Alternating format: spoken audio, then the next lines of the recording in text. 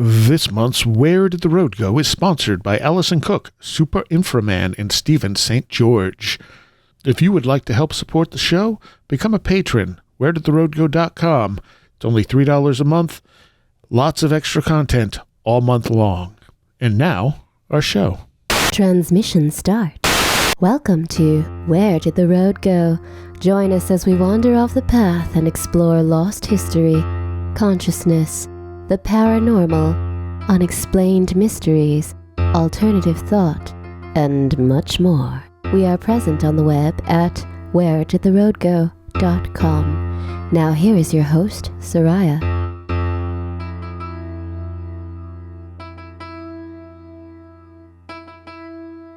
Welcome to this edition of Where Did the Road Go? And tonight I have with me Taylor Bell. Hey. From the Green Lion podcast. Yeah, it's true. Barbara Fisher from 6 Degrees of John Keel. Hey, how's it going? And Walter Bosley from Walter Bosley. Yes. That is your channel, right? Yeah, it is actually Walter Bosley channel. So there you go. And tonight we're going to talk about Hecate. Now, is it pronounced Hecate or is it Hecate? I've heard it pronounced a number of different ways, from Hecate, Hecate. I've heard Hecate. I've heard all kinds of stuff. Usually, I think most commonly it is the emphasis on that first syllable. So whether it's Hecate or Hecate, that's kind of usually what I hear too. Yeah. Yeah, I've always used Hecate. Yeah, I've heard in with especially Greek pronunciations, it being like the H kind of gets dropped a little bit. It becomes more of like a Hecate kind of a thing. Mm-hmm. But yeah, Hecate. Yeah. In fact, I think that's where its source of the name Ekaterina comes from, is that dropping of the H, the Greek pronunciation. So this is what the internet says. No. I don't care what the internet says. That's not right. All right. Well, I learned it from Shakespeare. So, he's not Greek either. So, that could be wrong. But it didn't sound that goofy. So. All right. Well, we're going to start with the uncertainty of how to pronounce the name.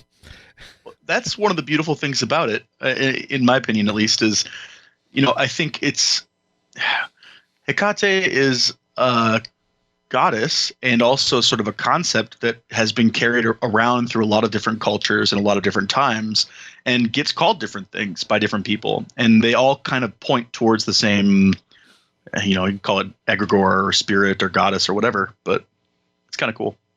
Now, Walter, you and I talked about this after the last time you were on the show. We did a Patreon on Hecate. Right.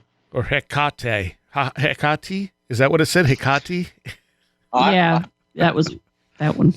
That really, I always pronounce it the same way, but I have, on rare occasion, for some reason, I'll use a C. I usually use the K. Yeah. But I usually pronounce it the same way. Yeah. In general conversation, I usually say Hecate. And when I'm feeling like extra pretentious, I'll bust out the Hecate. But usually it's just Hecate. Yeah, that's usually how I pronounce it. Although, when I was a kid still in West Virginia, it was Hecate. So Fair. That's just terrible. That's awesome. I'm not sure. Whereabouts from West Virginia? Huh? Whereabouts from West Virginia? I was raised halfway between Charleston half the time, so in the urban center, and the other half of the time in Putnam County on my grandparents' farm. So. Oh, okay. My dad was born in Parkersburg, and I've twice in my life lived in Mineral Wells, just right outside of Parkersburg. Oh yeah, I know where that is. Yep, Mothman country. Yep. My grandparents used to have a farm in Mason County, so I did get to visit them on that farm, but I was only like 2, so I barely remember it. Yeah, my first time there, I was a little baby, and we left when I was like 4 or something. So there you go. Yeah. The only time I remember living there. But, interesting, very interesting place, particularly for weird stuff. Yes. And I would venture there's probably people there who know Hecate very well. Yes. Well, that's where I first met her. So, there we are. Before we get into personal stories, why don't we talk a little bit about the history of Hecate? Okay. Who's best at this? Probably Walter. Yeah. Well, I think what it is we probably each know a little piece of the puzzle, because basically she's what they classify as a chthonic goddess. And in my research, what I've seen is that they actually cannot pinpoint her exact origin. That's how old she and the other chthonic gods are. And I think her earliest, even though she's present in ancient Egypt, the Egypt of the pharaohs and the pyramid and Great Pyramid and all that, she actually predates them and predates the Greeks, of course. But my understanding is the earliest presence of her they've traced to the Black Sea region. But I personally, due to her description and her traits and various things, I suspect she's part of the original, not the anthropological offshoots through history that get pointed to, but the original Tuatha De Danann, who came from somewhere else. I suspect she's one of them. But historically, in traditional history, I think the earliest she's been traced is to a culture in the region of the Black Sea, predating ancient Egypt and Greece and all that. Yeah, I've always heard that as well, that she's predated those pantheons, Greek and Egyptian pantheons. I've not heard about the Black Sea, though, but that's really interesting. Oh. Yeah, it surprised me, too. I was like, what? That's interesting, That's really interesting. So that would put her in, Asia Minor and Eastern Europe, kind of in that sort of area where everything is, sort of mushed together. You have Europe and Asia meeting and creating something different. Right. And I think, if I'm not mistaken, in the Homeric stuff, isn't that affiliated with isn't that where the Scythians come from? And they kind of have a background. So she might be, so. And that's also supposedly one of the inspirations for the idea of Amazons, were the female Scythians riding about with bows and arrows and, kicking butt and getting buried with all these cool grave goods. And flying griffins and stuff like that. Yeah. Oh, okay. I mean, in the popular culture, it seems that Hecate is mostly connected to Wicca and witchcraft. Yes. Yeah, in modern day. Yeah, go ahead. Go ahead, Walter. Oh, I'm sorry. Oh, I felt like I was talking over someone there. It's all good. The Skype does that. She, the Witchcraft Connection is definitely, one of her facets. She definitely has that connection. I mean, speaking of Shakespeare, it's that tradition that, he obviously was aware of and such. But my personal experience of her was actually connected to Voodoo, specifically the Palo Mayombe tradition, which is considered the darkest tradition of Voodoo. She's represented in one of the 7 Palo Mayombe gods and goddesses. And I don't, for some reason, somebody who's, more of a student of witchcraft could tell me, for some reason, I see witchcraft and I see voodoo as 2 different things, but I could be wrong. Maybe a professional would say, no, they're both witchcraft, but for some reason I've seen, things that are voodoo and things that are witchcraft. I don't know why I see those as 2 different categories. So, well, the heritage is different. Right. Right, and there are also different modalities. I don't know a lot about voodoo specifically, or like Vodun, or any of the specific religions that get into that territory. But I know that I think the terms get thrown around a lot to describe a lot of different things. So like even the term witchcraft can refer to, many different things, whether it's, Gardnerian Wicca or whatever. There's a huge variety of different types of like witchcraft, or even more traditional stuff. And then we get into this weird area like hoodoo, which is kind of a blend of a lot of different things. Right. But voodoo, my understanding is that it has more to do with the deities, with the gods. But I don't know enough about it to, I guess, talk about it. Voodoo is syncretic.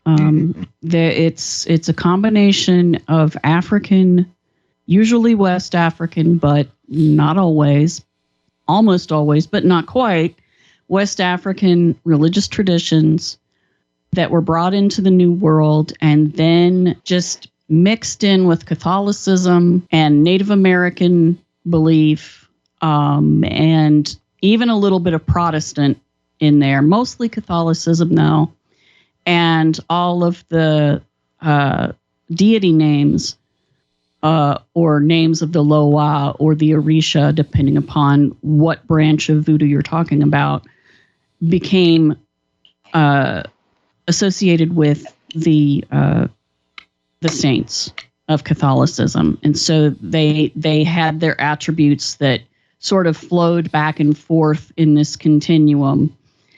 And for a while, they used the saint names kind of to hide their worship.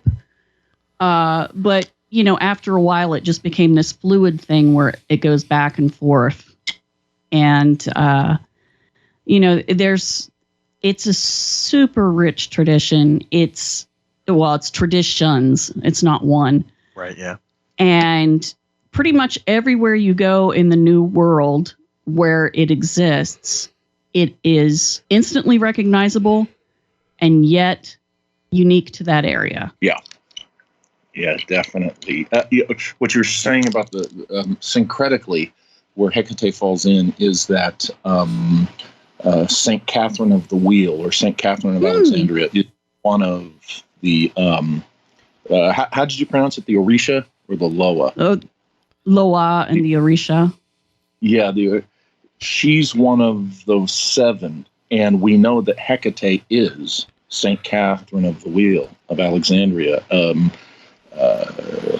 Rick Spence and I found that in our research in the First Empire of the Wheel book, and the Catholic sources admit it. The Catholic scholarly sources say, oh yeah, she was Saint Catherine of Alexandria herself never existed. She was syncretized from Hypatia, who was a very real historical woman.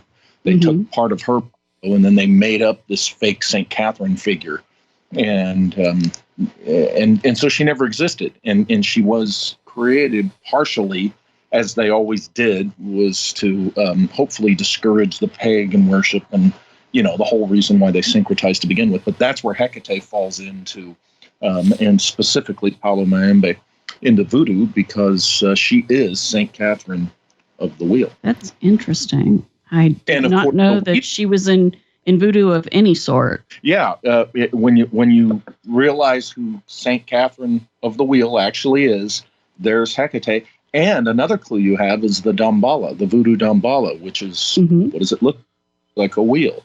And, that's another clue to it, but more directly is Saint Catherine of Alexandria being one of those seven syncretized figures. So what are the actual characteristics of Hecate?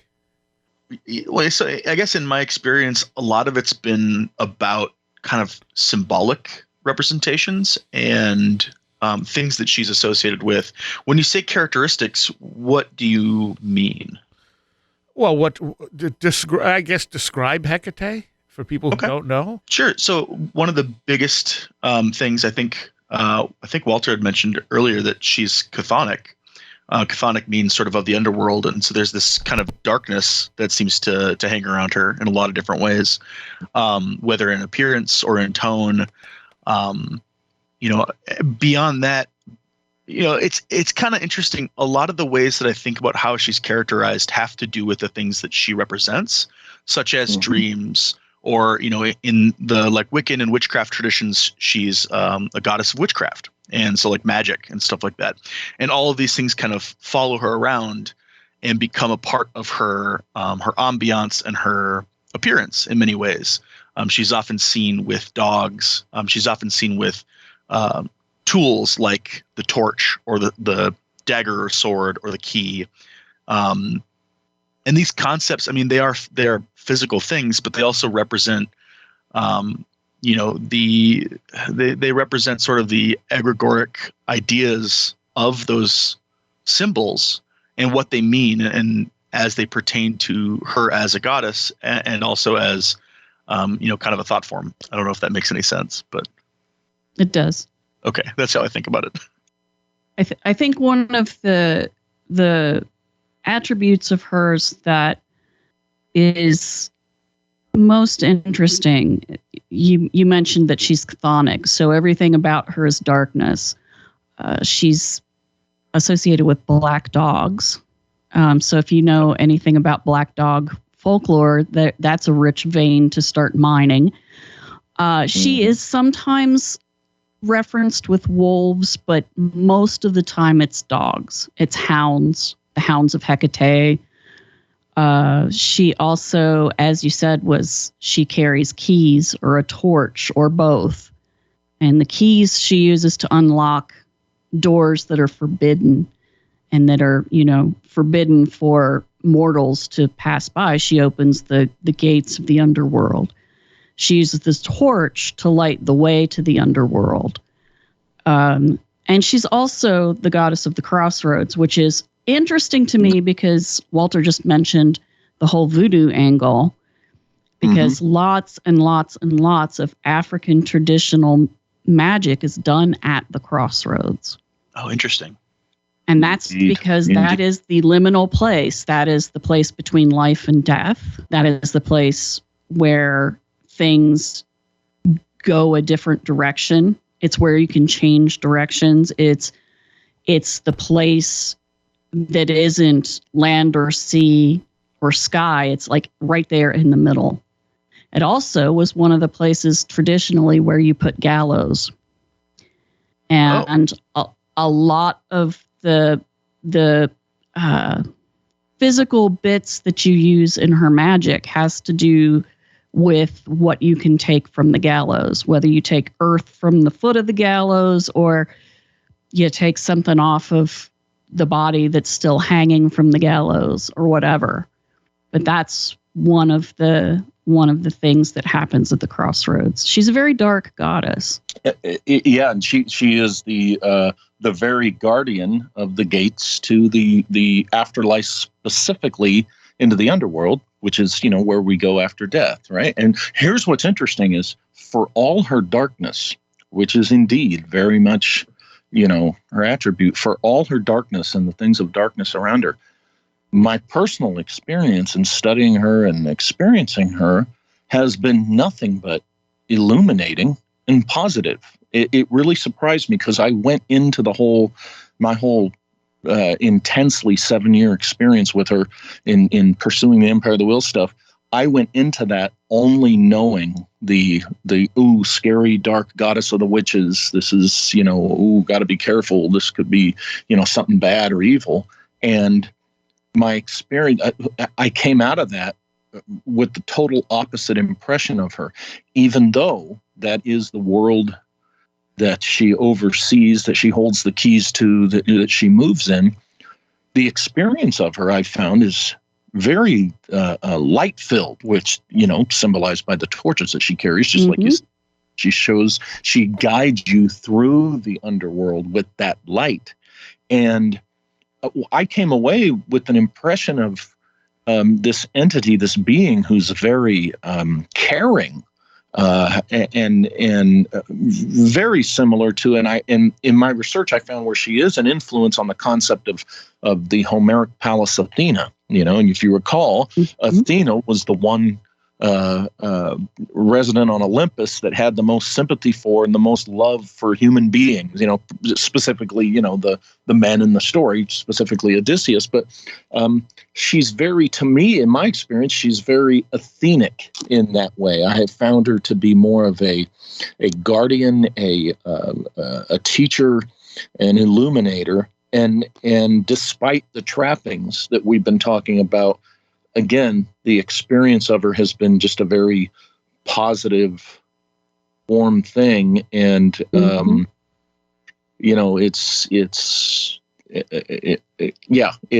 the crossroad thing is, I don't know, there's one interpretation of it that is it turns out to be so simple that you almost kind of laugh at yourself for trying to complicate it, but and like you were describing, it's this liminal space. It's where they put the gallows. And when you think about it, it makes sense that they would put the gallows at the crossroads, because if you look at the crossroads, and it's very specifically not just any crossroad, it's a triple crossroad. It's where roads cross. Well, think about it.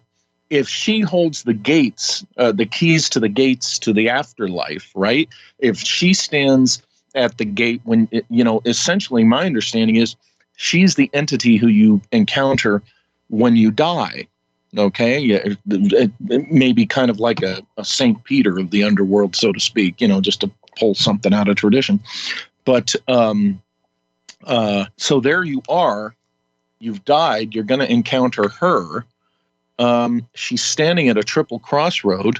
Well, what is a place it is a place, but it is hard to describe because it's not like the physical place. Well, that would be time, right? So the triple crossroad is merely the intersection of the past, present, and future.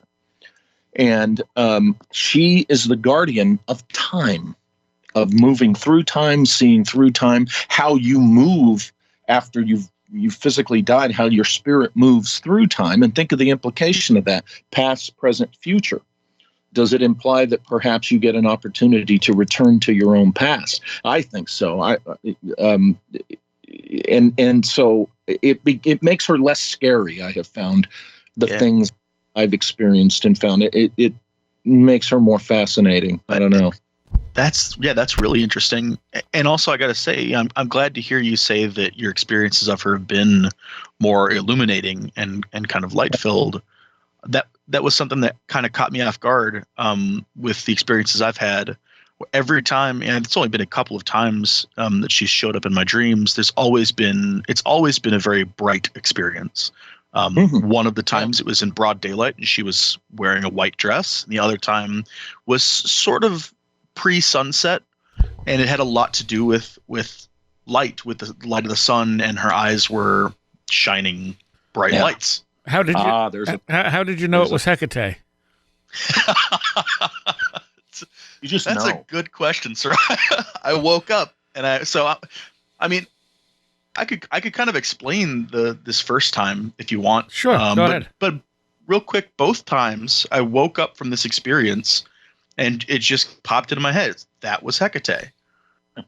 And so the first time I was having this dream, it was, started as dreams do, and it carried along, and all of a sudden I was in a library, and, there was some stuff about knowledge and information, and then I left the library, and I'm standing outside of the back door, looking into the parking lot, and behind the parking lot is this line of like fir trees, and above the fir trees there's this beautiful orange and mauve sky that's clearly the sun is about to set, and I can see the sun. It's bright and golden, and I also see the moon. It's a full moon, and as I'm watching this, I'm with some other people because I often am in dreams with other people, and as I'm watching this, this celestial kind of show, the clouds part. There is a second sun, and then both the suns move. The first one takes the place of the second one, and the second one moves over to take the place of the moon. And it's like this huge thing that happens, like a big event. And myself and all the people who I'm standing with are like, wow, like that was crazy. What just happened there? Fascinated. And then I turn around to go back into the library. And as I do, right at the foot of the door, like at the threshold of the door to this library, is a corpse on the ground. There's a corpse of a dead woman. She's very, old and desiccated. but she has long black hair and she's wearing a white dress, and her eyes are open and are shining these orangish golden lights. Mm-hmm. And her mouth is open as well, and she's laying on her back, and so I'm kind of looking over this experience, and her mouth is open, and there's like this. It's like this part gets a little bit strange, but her mouth is like stretched open, like several inches, and it's almost like a pool or a fountain of like the silvery liquid. Kind of reminds me of like the pensive from Harry Potter. And I see this, and I have this impression that is souls, whatever that means. That pops into my head. And then I wake up, being amazed. And my thoughts were basically, wow, that was really cool. I don't know what that was. Oh, my God, that was horrifying. Oh, wait, that was Hecate. And it's very strange. The second experience that I had was a lot different. She was alive. And had to do with sort of being out in a neighborhood, on the streets, not like explicitly at a crossroads, but around some street corners. People were leaving. It was like a New Year's Eve party had just finished and everyone was going home. And this woman walks up to me, and she's very fierce looking and very alive, and must be in her, mid to late 30s. And she's wearing this white dress and has long black hair, and like walks right up to me and like embraces me, and kind of like, it's hard to describe, but she put her hands over my ears, and I was like, I don't know. All right. Okay. What's happening here? So I like started to try to take her hands off of my ears. And I remember I could so vividly feel her fingers and feel like the bone and skin of her fingers. It felt so real. And as I took her hands off of my ears, I realized that I could hear her while her hands were on my ears. Mm-hmm. So it was almost like she was covering my ears, and she was talking, but she wasn't saying anything out loud, but I could pick this up all of a sudden with her hands covering my ears. It was a very strange experience. She said a lot of stuff. I don't remember all of it. I remember agreeing to some things. I don't remember what I agreed to. And I remember that at some point it sort of shifted and changed into a different language that I didn't understand. And I just remember being in awe the entire time. And at the end, I woke up and I thought about it. And then again, I had that same thought. That was Hecate. And I was trying to remember, what did she say to me? And the only thing that I can remember from that experience, although I know it wasn't the only thing she said, was, and this phrase has kind of stuck with me and sort of weirded me out for a long time, you are my apotheosis. It's just those 4 words, and it was just strange. Interesting. Good stuff. No idea what it means. Huh.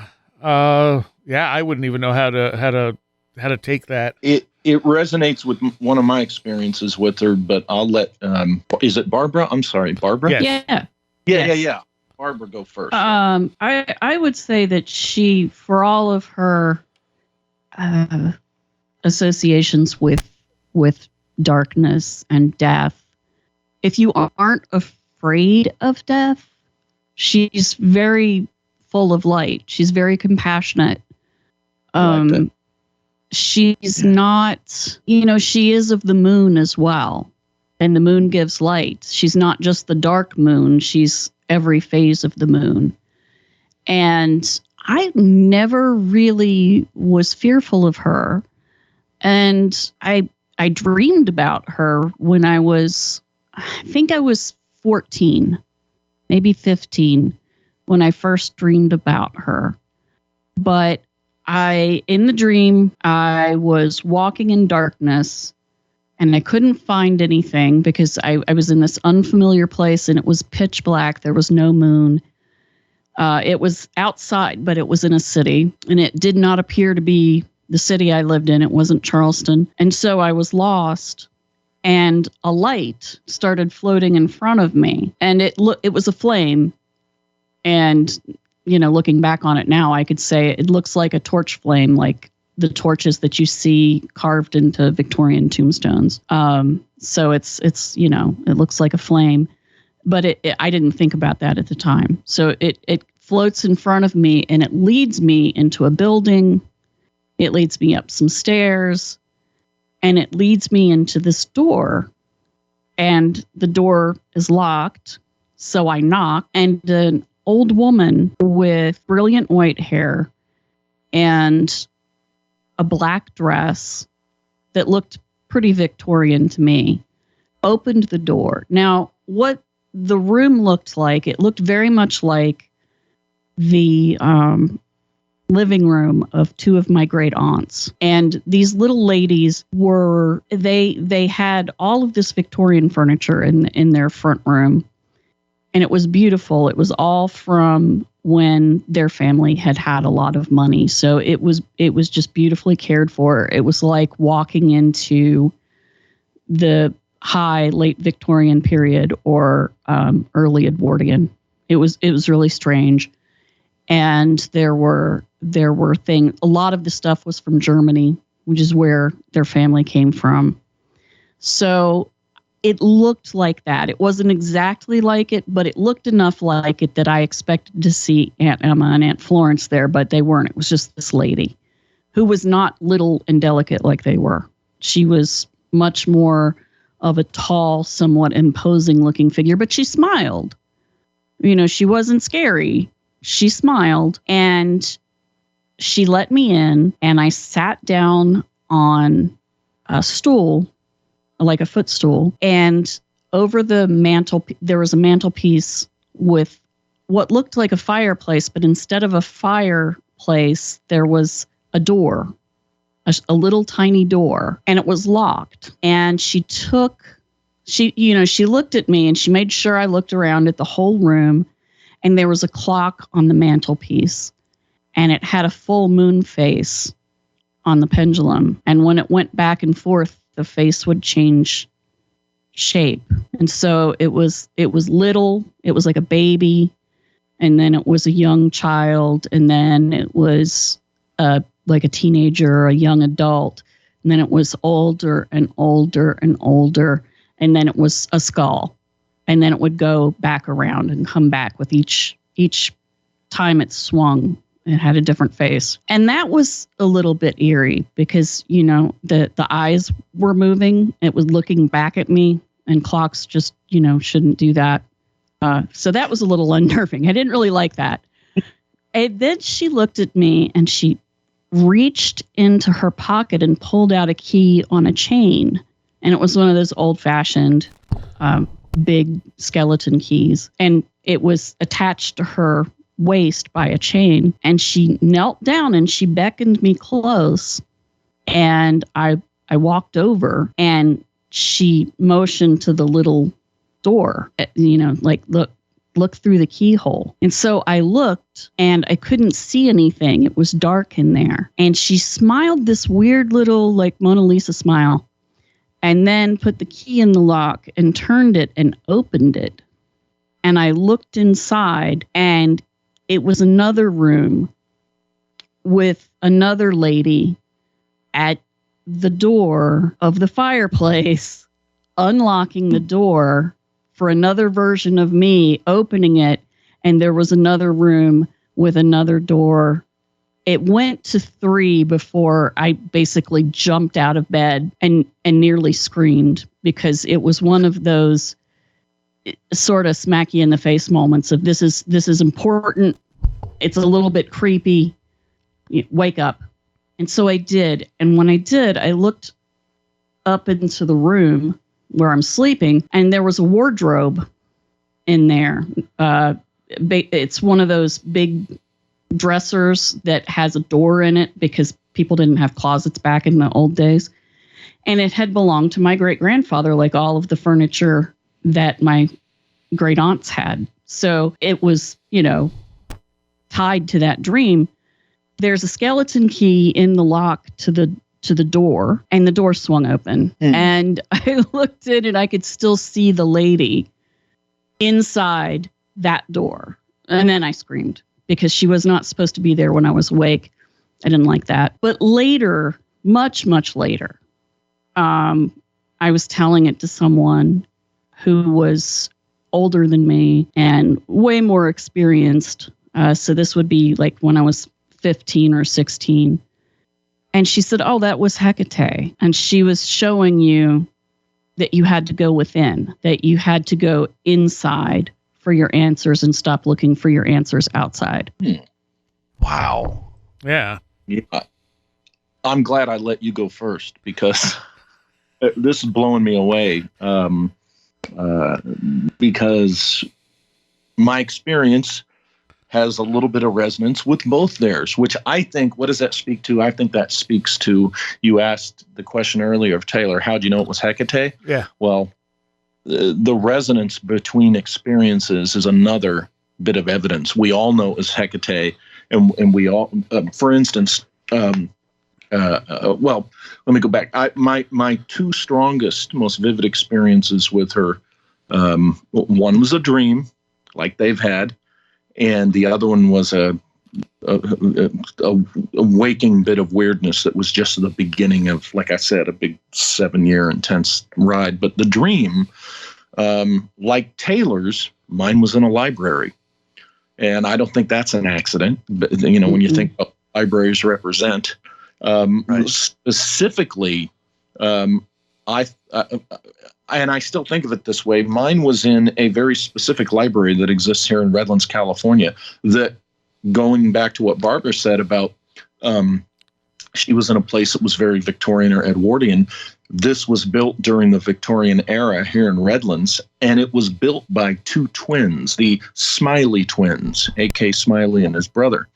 And the reason that's significant here is when I saw her in that dream, you've been in those buildings where the corridors are on the perimeter of the building, not going, crossing through the middle of it.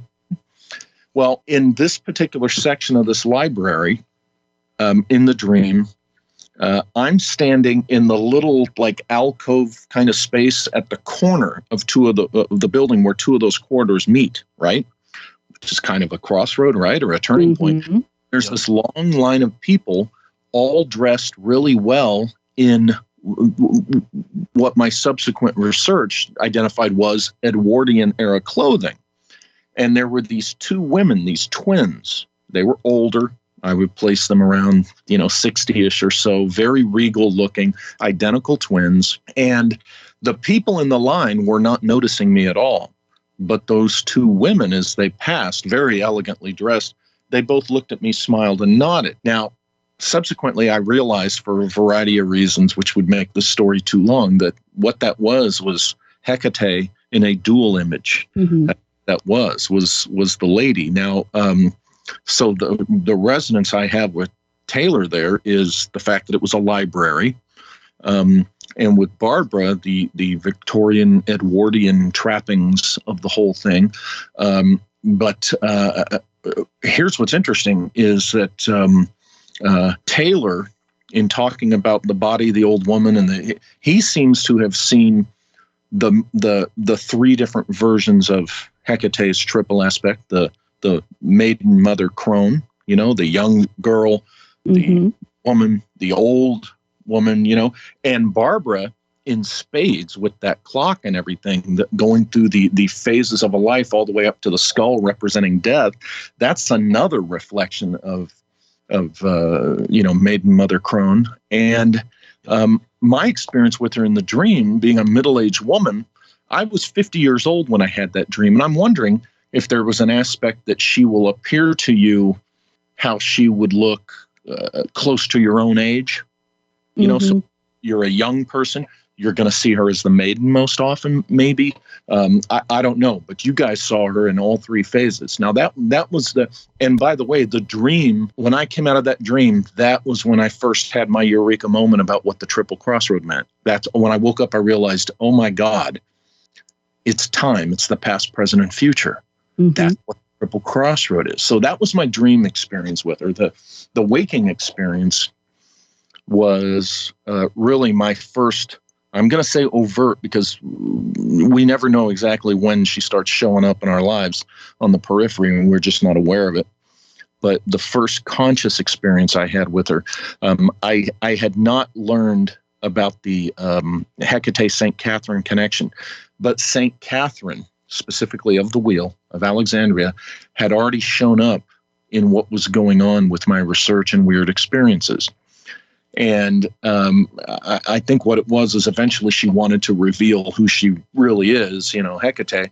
And I was doing some research, following up on a lead given to me by a colleague, which Sarai and the listeners have heard of me talk about Sesheri. He had asked me to go check out some telluric current sites that he had mapped out over here in the area near where I live, but over in Riverside. So I was at this park, and I had become introduced to St. Catherine of Alexandria through my research. So I knew that roses were associated with her. And so I'm walking around this citrus park. It's a park dedicated to the citrus industry history here. And I see this little rose garden, this kind of half-moon shaped rose garden. And I'm sitting there on the bench, and it just strikes me to say, okay, St. Catherine. I said, Catherine, show me something. Oh, boy. And I sat there for a few minutes. Nothing happened. I go get in my car. I'm heading back to go to the freeway to go home. And here's another resonance with Barbara's dream. I come to the intersection at Victoria Boulevard, and something compels me. It's like, you know what? I'm gonna take the scenic route through the old Orange Grove neighborhoods and stuff. So I turn on Victoria, and I don't go very far when this hill sticks out kind of prominently in the surroundings. You got all these citrus groves, but there's this one plot, this one big lot of land that's just a big field, and there's this interesting hill and it caught my eye, and I said, I'm going to go look at that. So, and at this time, it's not dawned on me that I'm being led there, right? And because remember, I'd said, Catherine, show me something. Anyway, at the base of that hill, I found an old quarry, which, again, I don't want to make the story longer than it is. I talk about that quarry at length in the Empire of the Wheel books, but the bottom line is the quarry completely symbolizes a type of cauldron specific to Apollo Mayembe. Okay. And of course, there's the Hecate connection through St. Catherine of Alexandria in the Apollo Mayembe Voodoo and on and so forth, like we discussed earlier. And what's weird is I was afflicted. In the next, after I looked around at the quarry, I got in the car to drive home, and it was only about a 15-minute or so drive from there. And as I was driving away, I began to suddenly feel all the energy draining out of my body. And I felt like I just thought I was coming down with something, like, oh, God, what's going on? Body aches, flu, right? And by the time I got home, I was just miserable. And I had this pain in one shoulder and up my neck to where I could barely move that side. And it was just, it was really very, very strange. But for the next 3 days, I did my research on St. Catherine of Alexandria. I did my research on that quarry. I was finding all sorts of voodoo symbolism. I finally learned about the connection between Hecate and St. Catherine. And 3 days of this, was going on. And I was still in pain, stiff shoulder and everything. And at the end of those 3 days, I was looking at a book on strange places in Southern California, weird California. And there was an article in there on Mount Rubidoux, which is right over in Riverside, just not far from where I live. And the thought struck me, I need to go to Mount Rubidoux tomorrow. So the next day was Saturday. And I shouldn't have been driving because I was unable to turn around to, look at, I was totally relying on those side mirrors, and I really shouldn't have been driving. That's how much pain and stiffness there was in my shoulder. And so I parked, I took the trail up, I came to this stone tower that subsequently I learned had been built in 1937 and has its own weird history.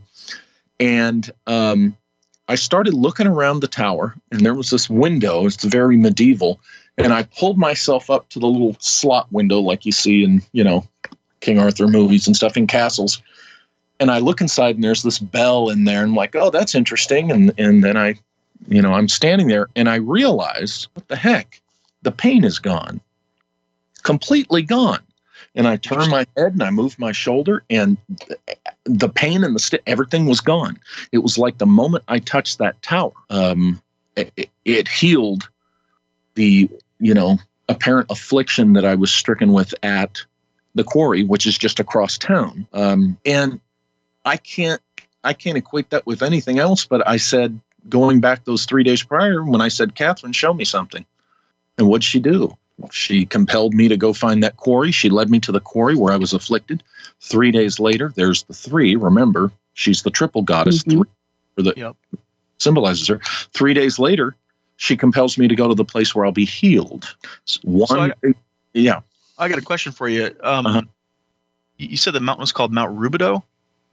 Yeah, it's not really a mountain. It's like just a few feet too short to be technically a mountain, but it's right smack dab prominent in the city of Riverside. Yeah.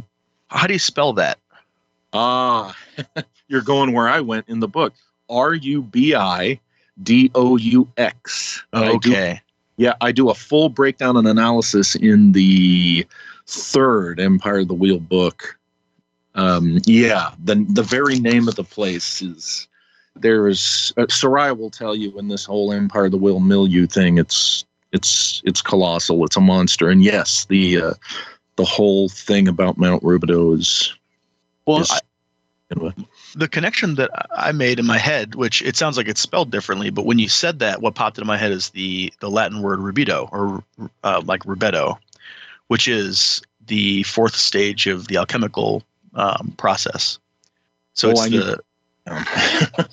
the final phase of alchemical transmutation. So you have the nigredo, albedo, citrinitas, and then rubedo. Right.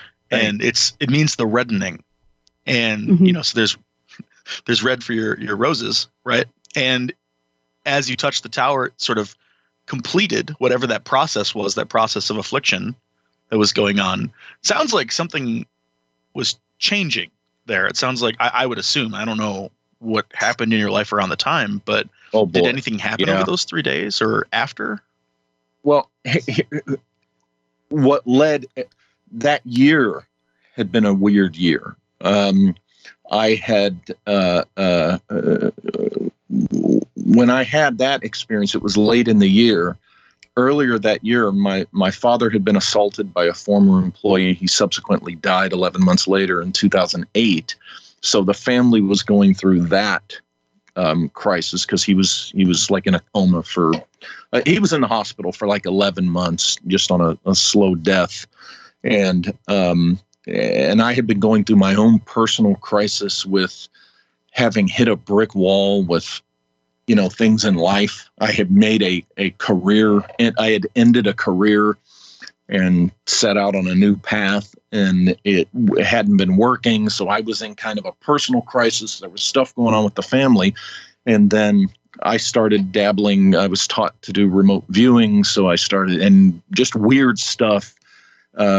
So that by the time I got to this point with this experience I just told you about, I would say, to answer your question, yes, but it had been going on for quite a while now. In those 3 days, which it was December, what I recall of it was, I was just fascinated with and researching this, and making this connection to it. It was like it was being revealed to me who St. Catherine of Alexandria really is. So that qualifies with what you were asking, or? Yeah. Yeah, absolutely. The alchemical process is really just about change, right? And so, it could, manifest as anything, I guess. That's really interesting. Well, in April of that year, before my dad was even assaulted, I used to not talk about this at all, but it's been years and it's part of the experience. But in April of 2007, I'd had enough. I was done. Everything I tried to do, I was hitting a brick wall. A relationship I had at the time was, coming to a sucky end. It just, everything, I was broke. Everything just sucked. Now, the kind of person I am, I wasn't going to kill myself.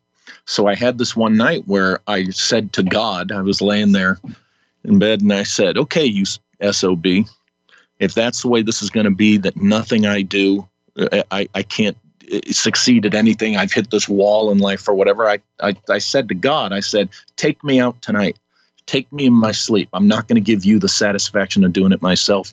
You bastard. You're going to have to kill me yourself because I'm not going to live this crappy life. If blah, blah, blah. I was really just frustrated and angry. Of course, I woke up the next morning alive. But that day, I wasn't awake very long when I got a call from a complete stranger. We talked on the phone for over 3 hours, and he's the guy that subsequently taught me the remote viewing, which led to all this. So I wonder if where I was in life, I needed to, it was the beginning, if that was the Negrito, that dark place. Right. And Sarai will tell you, because he's familiar with the Empire of the Wheel discussion, that was a 7-year roller coaster ride, which really isn't completely over, as you know well, I'm sure. It never really ends. Yeah, but, right. Yeah. Wow. That is fascinating. Yeah. And I guess real quick, before we get too far away from it, I wanted to mention 2 things. Number one, Barbara, with your dream with the fireplace and walking through, or crawling through this door in the fireplace. That's just, I don't know, that it's such a symbolic kind of thing. You know what I mean? That you're literally crawling into the fire, and then was it like a mirror image sort of a thing? It was it split into multiple mirror images, or how did that look? It looked like there was it looked like a mirror image of a mirror image into this infinity sort of cycle. And of course, crawling into the hearth, through a fireplace, that's like backwards birth. That's the opposite. It's rebirth of some sort. Right. And then, she was ancient, but the clock showed all of the phases of life over and over, as if this is it. I took it as a reincarnation thing. That was around the time, right before I basically said, I really can't be a Christian. I can't. I just can't. There's not enough that makes sense. Too much of it doesn't make sense. And every time I bring it up, I get in trouble. So I can't do this. Can I make a quick question on that? Sure. Something to consider. Because I totally get what you're saying. A good friend of mine turned me on to this concept that, because I'm this way too, it might be that it's not that you're actually rejecting Christianity, it's that you're rejecting churchianity. Mm-hmm. Yeah. It's just because I found that they're 2 different things. Yes. Very much. And I totally get what you're saying. Yeah. You can't reckon any of this with churchianity. Yeah. I'll shut. Well, Yeah, no, definitely. you figure Christianity, what Jesus taught supposedly is very similar to what Buddha taught. Yeah. Yes. Yeah. Universal things. Yes. Yeah. And Paul came along and messed some stuff up. And then, St. Thomas Aquinas and St. Augustine. And then the Reformation happened. And remember what Thomas Aquinas, apparently his last words were. What? All the stuff I have believed and thought is nothing but straw. Mm-hmm. He had some illumination on his death that he was like, oh, wait a minute. That seems to suggest, others may interpret it differently, but it seems to suggest that he realized at the moment of his death, he's like, oh, wait a minute. All that stuff I thought and said was bullshit. Oh, oops. Oh, yeah, oops. But I have one question too, and this is specific to, as Barbara was giving her experience, the thought crossed my mind, and I never thought about this specifically with Hecate. I wonder if we, men and women, have different experiences of Hecate. For what reason? Because we there's the feminine psyche and the masculine psyche, that are dominant. I wonder if, Taylor and our experience is different in certain ways from Barbara's because she experienced Hecate as a woman. I don't know. What do you think? That's interesting. I've always sort of seen my relationships or my relationship with Hecate as being somehow tied in with my relationship with my own anima or feminine self in a way. But I think more than anything, I think every person experiences Hecate differently. Oh, I like that. Yeah. Mm-hmm. And yet there's something that we can recognize as Hecate through all of those different experiences. There's a thread that runs through that says, "Hi, I'm Hecate." Yeah, and I'm listening to your guys' stories, and it absolutely screams Hecate to me about with the things you've described. And real quick, Barbara, about one more thing you mentioned, the fireplace being sort of like a rebirth in a way.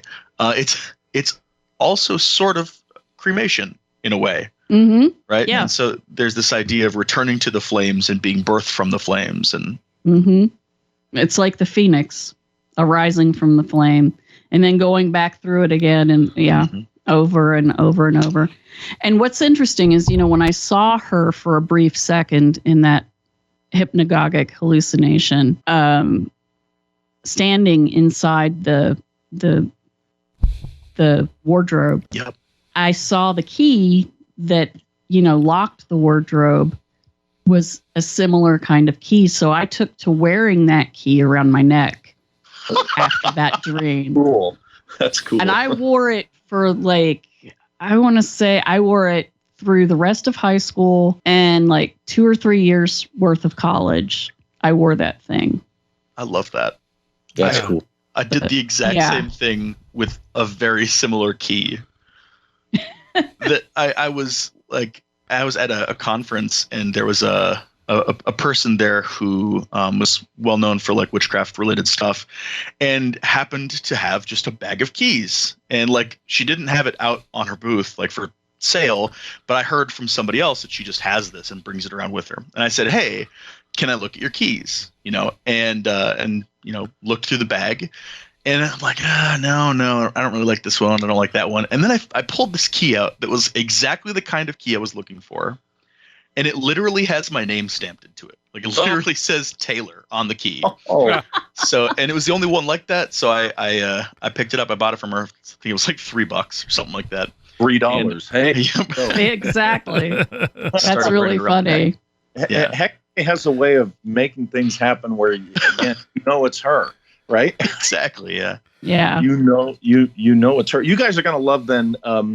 This Friday night, I'm doing a little movie project, and this Friday night, I'm filming part of. I have 2 scenes in which I'm depicting Hecate in the film. Nice. And the actress is coming this Friday night, and I'm doing a bunch of shots that will be in the 2 scenes. And I've been anxious to do some type of photographic project, and it just turned out that it worked for the film story.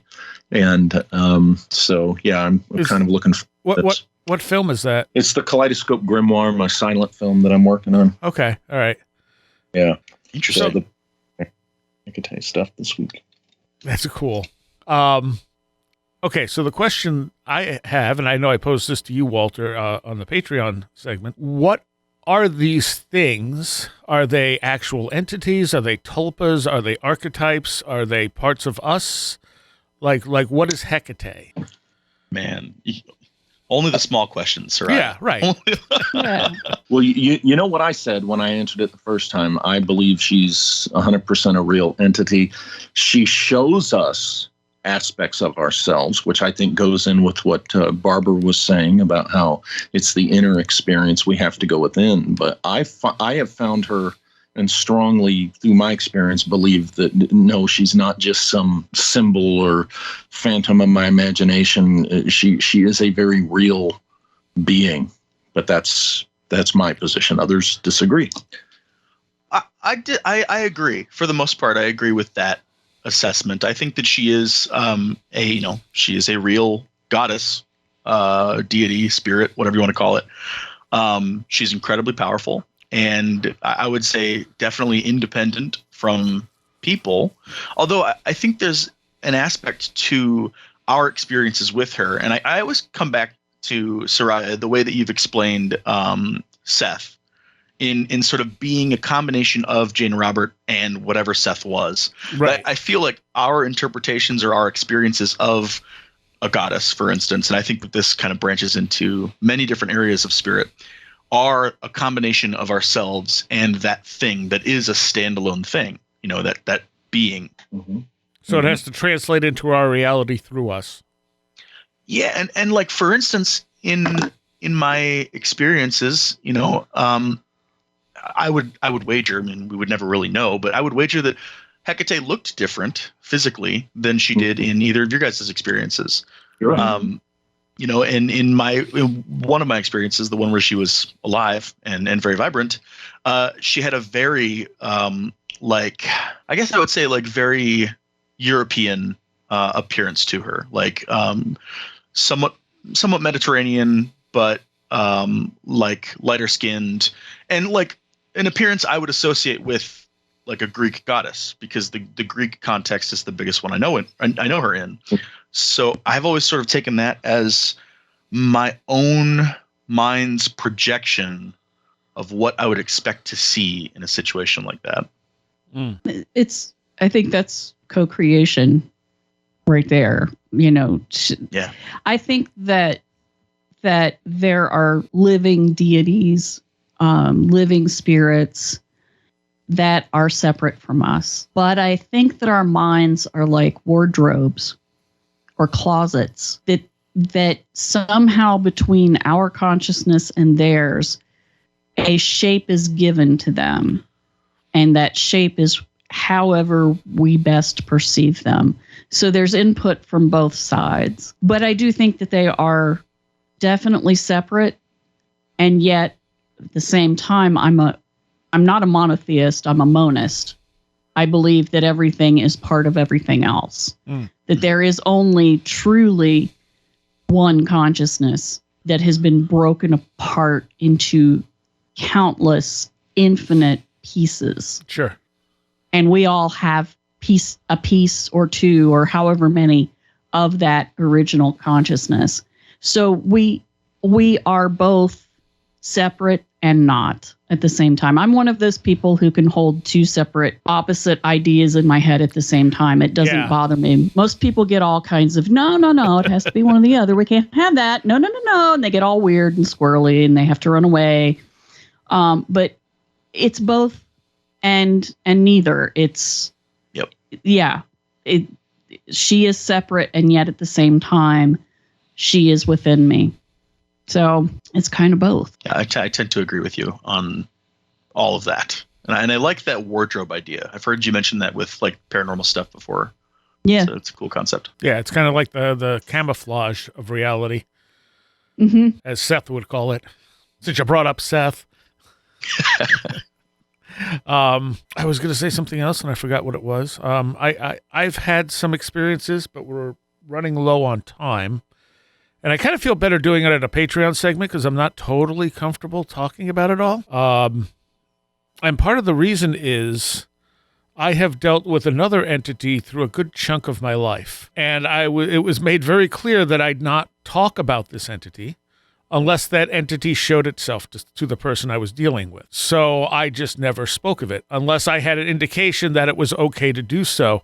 And Walter, when we talked about Hecate, I asked you, I think, how do you know when this stuff is okay to talk about? Mm-hmm. And you seem to think that like the esoteric aspects you shouldn't talk about, but the experiences were okay. Yeah, I'll admit I was reluctant at first to mention what I said about the crossroads simply representing past, present, and future, because I had originally felt like, in the admonition of the goddess Isis, the idea is that when she lifts her veil and shows you her secrets, you're to tell no one. And so I was taking that literally and seriously. And then I started hearing other people, talking about it, that, you know, yeah, that's what the triple crossroad is, and she stands at the intersection.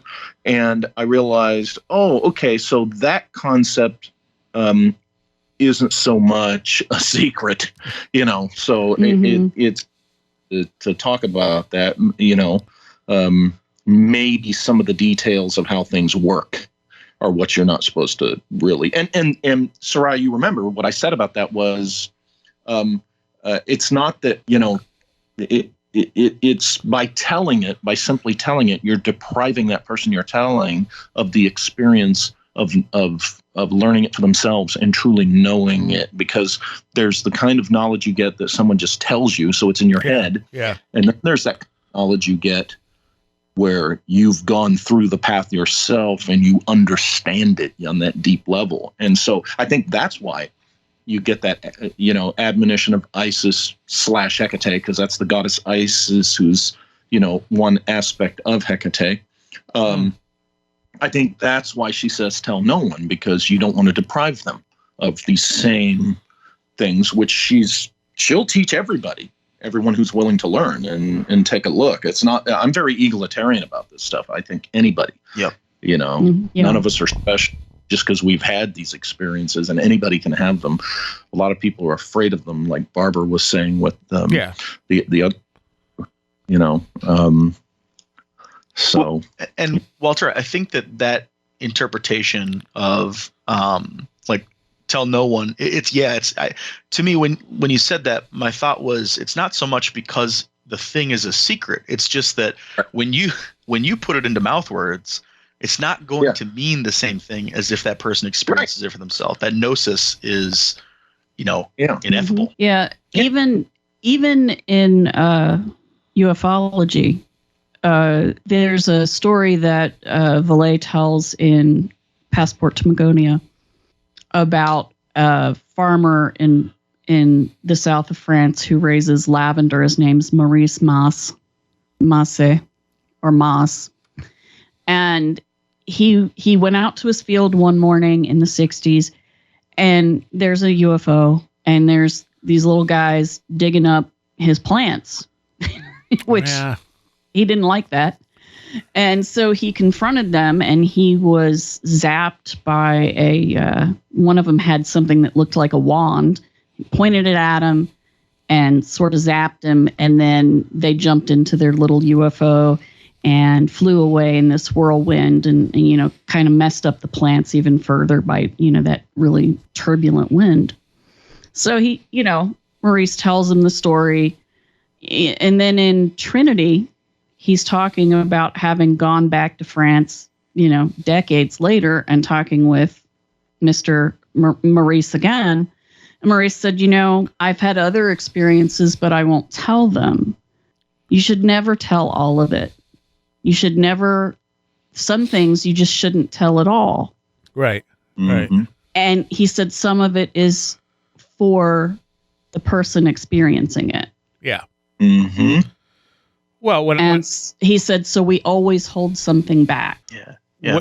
When I first decided that I was actually going to write a book about my experiences, which has now turned into more of an autobiography as well, and I talked about this every single night after I made that decision, something would come into my room and stand right next to me, right next to my bed. Like I'd hear it walk in, I could feel it. And of course I'd turn on the light and there'd be nothing there. And after a few nights of this, I finally just stopped and went, I know not to write about everything. And it just stopped. Interesting. It was checking on you. Exactly. Hey, dude, you can't write it all. That's an interesting concept too, that I feel like I've struggled with just in my own life and experiences, because I tend to be a pretty literal person. And when I have an experience, my, you know, conscious mind wants to like write down and reiterate every specific detail of the experience that I can. But there's these other things about it that are kind of more ethereal, and, you know, whether they're feelings or memories or whatever, and you want to try to capture that, but you kind of just can't, you know, it doesn't, it doesn't make a lot of sense. Yeah. And there's some stuff that, you know, is just kind of personal. Yes. Mm-hmm. Yeah, absolutely. Absolutely. That's how it is. I generally figure if I run out of words, like if I can't describe it, then I'm probably not supposed to talk about it. Sure. Certainly not with everybody, and that's another thing, when you have these huge synchronicity streams that just, happen over a period of a week or something, they never sound right when you tell somebody. They always look at you like you're, completely out of it. It's like, wow. That's part of that whole you got to experience it thing. Yeah. And I think that, especially in our times, that's these entities, these beings do this on purpose because as a society, it's, if there's not a photograph of it, it didn't happen. Right. Yeah. And if there is a photo, and if there is a photograph, that still doesn't mean it happened. Yeah, exactly. It's blurry or, it's CGI or something. Yeah. Yeah. And my one bona fide UFO experience that I had, I captured it on video. That's not what we were looking at. There was another witness with me, and that's not what our eyes were seeing exactly. That is exactly my experience with photographing non-ordinary reality. It doesn't look like it does to our eyes. Yep. And why is that? Because, and we know, various religions have gotten into this, but, the direction they go, we could be critical of, but ultimately there is indeed something important about the concept of faith with the little f, Mm-hmm. And I think that what we're talking about hits on what the importance of faith is faith in your own experience, faith that what you saw is real, even though you can't convince anyone else or describe it to them. That what you experienced was real, and there's some reason, something to do, I think, going back to the alchemical development that Taylor was mentioning, there's something entirely to do with our development as beings, that we have to have that experience, the experience of something that we can't put into convincing words, we can't properly capture on devices, that we just are not really going to convince others just by telling them about. They have to have that experience. And for some reason, we have to have this experience, for our development. And some people shun it. A lot of people shun it because of fear of the unknown. Sure. Or because it's been ingrained to them by what? Churchianity, for example, here in, the West. Mm-hmm. For whatever reason, people reject the experiences that we talking here, and many others have not rejected. So personally, go ahead. I think that it makes life a lot more interesting to, to be okay experiencing those things. Absolutely. Yeah. I also think there are practical reasons why sometimes this stuff works like that. I suspect that these things are giving off a form of light that cameras don't quite capture. Mm-hmm. And I also think that we're not perceiving what's really there. I mean, we're never perceiving what's really there. It's always an interpretation of the brain. And I think when we see something paranormal, our brain knows there's more to it. Mm-hmm. So it makes it brighter or it makes it louder. I was thinking about this when Tim and Chad at Strange Familiars, they captured this loud bang on the bridge that they were at. And he said it was so loud it shook the bridge. And when I was there, I stomped on the bridge. And it was louder than that. He's like, because the whole bridge shook. But when you listen to the recording of the paranormal bang versus my stomp sounds 10 times louder. And I'm like, so I'm wondering, is our brain going, well, it wasn't a loud stomp, but there was something else there. So I don't know how to relay that to you, your consciousness. I'm just going to make it louder. Sure. Or it could be our consciousness in experiencing it doesn't just pick up the physical sound, the air vibrating. It doesn't just pick up the photons of light. It also picks up what something is projecting to us. Yes. Yeah. And cameras don't have that. They don't right. have psychic facilities. They don't have any of that. So they can't do it. But I have had that exact experience photographing anomalous lights. Right. They never look the same. They really look kind of unimpressive. And I can't stand it when people say, well, why didn't you take a picture of it? Well, I have. And the pictures suck. Yeah. And you'd look at that and go, well, that's not anything very exciting now, is it? It's like, oh, my God. It's Gnosis is a lonely road, right? Yes. And isn't the irony? I truly believe this. Every single living human being can have all these same exact experiences and this kind of enlightenment and get this Gnosis and stuff. And the irony is it's still a lonely road. And that's because obviously we have to go on it as individuals. Yes.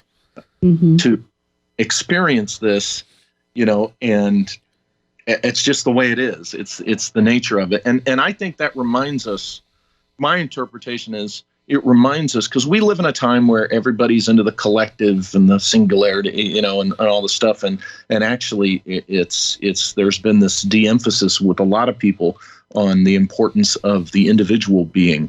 And my experience with Hecate and these things has been that in this very thing we're talking about, where your road to Gnosis is a solitary road, that's reminding you to not forget you are an individual, and that counts, and that is very, very important and essential in your development, to not be absorbed into some Borg.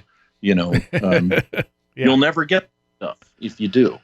Yeah. Well, so I'll be honest, I was fairly nervous for this conversation. Not because, of anybody in particular being a part of this conversation, but because the topic of Hecate is so personal in my life. And I knew that, my experiences are going to be different from your guys' experiences. But I'm so glad that we have had this conversation, and we can acknowledge that about, each other's experiences, and still validate that they are a part of this thing, this beautiful, crazy thing that we're calling Hecate. Yeah. Agreed. All right. So if you guys don't mind, we'll do a Patreon segment, and I will tell you what I've experienced, because I'd really like some feedback on it. Excellent. Sure. And I got one more story too for the Patreon segment as well. All right. So let's go around the group here. Let's start with Barbara. Where can people find you and your podcast? At 6degreesofjohnkeel.com. It's 6 like a number, and the rest of it is spelled out, all squished together. All right, Taylor? It's the Green Lion podcast. I just put out another episode, but I'm going to be taking a little bit of a hiatus and putting something out in June and kind of redoing everything. So more info on that later. And you do have your tarot deck as well. That is true. That is also sort of on a brief hold. But both this summer will be coming out under sort of a rebranded website. Oh, all right. And Walter? I have the Walter Bosley channel at YouTube. I do a live stream every Sunday and a bunch of other things in between. And my books can be found at lulu.com. Never at Amazon. I don't sell on Amazon. They're not good for small press publishers. All right. Thank you all. Thank you. Thank you. I would like to take a moment here to thank all of my Patreons, because without you, this show would not be possible. I particularly want to give a special shout out to those of you pledging $10 or more. Leanne Sherry, Allison Cook, Super Inframan, Stephen St. George, CJ, Tim, Andrew Nichols, Matthew Sproul, Christine, a blue second-gen MR2 drifting around a Japanese mountain, Patricia Giaquinta, Alex Whitcomb, American Rambler, Andrew Maines, Barbara Fisher, Beverly Williamson, Big Boy Limina, Brendan William, Charles Davis, Bobby Bear, Charles in Florida, land of the crazy and communicable, Chris Ernst, Craig Cicernos, Craig Parmenter, Crystal Ann Compton, Diane B., Duffy Dowder, Edu Camahort, MTK, Eric Citron, Eric Todd, J. Otto Bullitt, James Lattimore, Joanna Rojas, John Bracken, Carla Mahoney, Kevin Schreck, Kristen L., Laser Printer Jam, Linz Jackson K., Luke Osborne, Jim and Sophie, Mark Bowley, Mark Brady, Matt in Delaware, Patricia W., Paul Jeffries, Ray Benedetto, Riker and Stark, Roger Gonzalez, Sam Sharon, Stone Wilderness, Tactical Therapist, Taylor Bell, 36 Dingo, Thunderboy, Timothy Castaneda, Tyler Glimstead, Vincent Treewell, Walker, Will Gebhard, Will Powell, Ren Collier, Stephen D., and Amber Hall. Thank you all so very much. I hope everyone enjoyed that roundtable discussion on Hecate. There's a Patreon extra segment. I get into some of my personal experiences, which I was a little bit reluctant to share, but I talked about a bunch of them and lots more. So for $3 a month, you can get access to extra content all month long. WhereDidTheRoadGo.com. Just click on the big Patreon link. And I'll see you all next time. You have been listening to Where Did the Road Go? This show is made possible in part from our Patreons, and we thank you and everyone listening for helping us continue this exploration of the strange. You can always find everything Where Did the Road Go related at www.wheredidtheroadgo.com. And thank you so much for your support.